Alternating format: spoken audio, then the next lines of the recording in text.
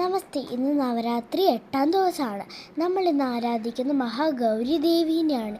ദേവി വെള്ള വസ്ത്രം ഇട്ട് വെള്ള കാള പുറത്താണ് ഇരിക്കുന്നത്. നമ്മൾ ദേവീനെ പറിച്ച എല്ലാ ദോഷങ്ങളും മാറും. എല്ലാവർക്കും ദേവിയുടെ അനുഗ്രഹം ഉണ്ടാവട്ടെ. നവരാത്രി ആശംസകൾ.